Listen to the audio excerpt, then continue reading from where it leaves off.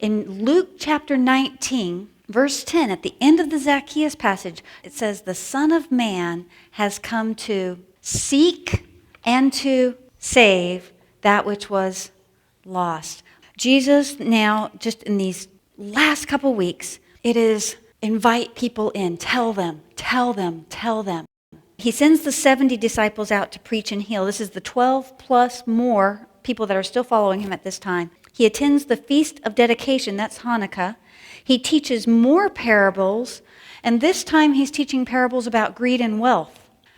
He goes back to the area where John had first preached. He gives open warnings about counting the cost.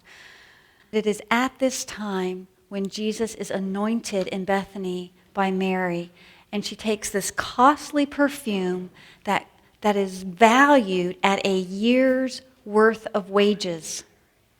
How much money would that be for you? And she takes it and she pours it onto his feet. The size of this gift is a king-sized gift.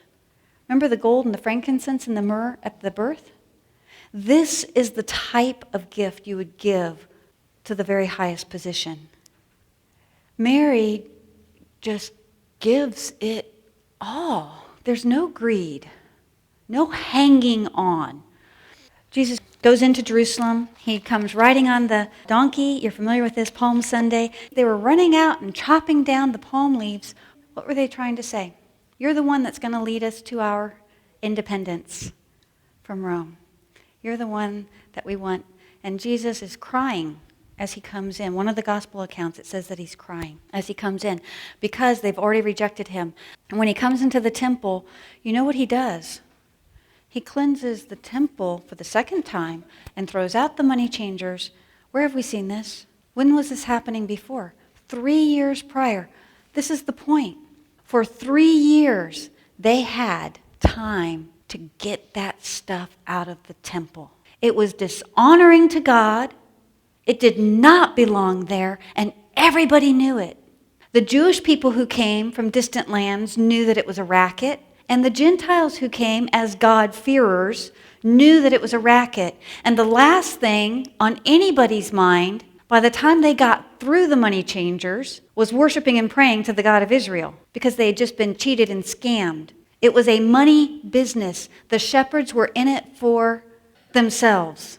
And not only did they have 3 years to clean it up, but they were warned, if you don't clean it up, the axe is ready to fall. And they hadn't cleaned it up. At the end of the week, Jesus is celebrating the Passover with his disciples. And he, at that point, during the time of the Passover, there's 2 key parts of the Passover. There are 3 pieces of matzah, bread, unleavened bread, that are in a stack. And the middle piece is taken out and broken. And that broken part is wrapped up and hidden. And that's called the afikomen. And it means the dessert, the last piece. The whole Seder ceremony is going along, and then the meal is eaten. When Jesus gets to the part of the meal, he tells Judas, what you have to do it quickly. Judas has already been looking for a chance to betray Jesus. Jesus, at that point, right after the meal has been completed, at that part in the Passover ceremony, the afikomen would be brought back. And the third cup of wine, there's 4 cups in the Passover ceremony that are drunk. And so at that point in the Passover ceremony, Jesus would take the afikomen, the part that had been broken off and wrapped and hidden was now brought back. Do you see that?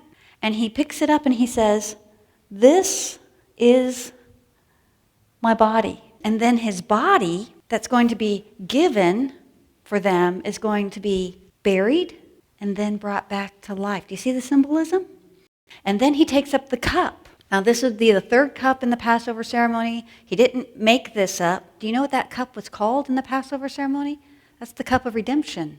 That's the name, the traditional name of it. And he picks it up and he says, this cup of redemption, what's going to buy them their salvation? That cup of redemption is my blood. You see, that's when he institutes the Lord's Supper.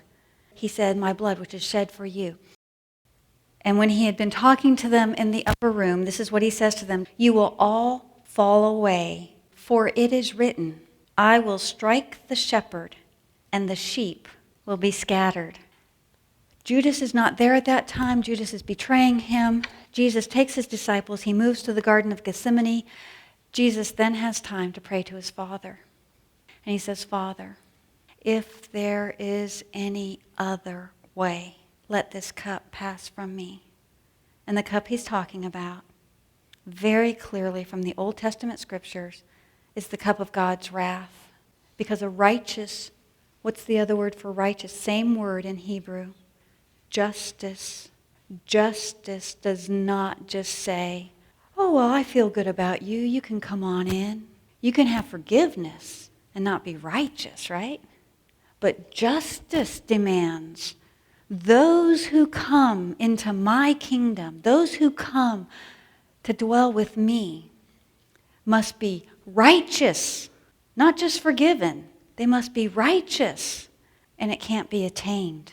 Jesus says, if there's any other way for me to not have to take on this justice, this judgment, please, but not my will, but yours be done.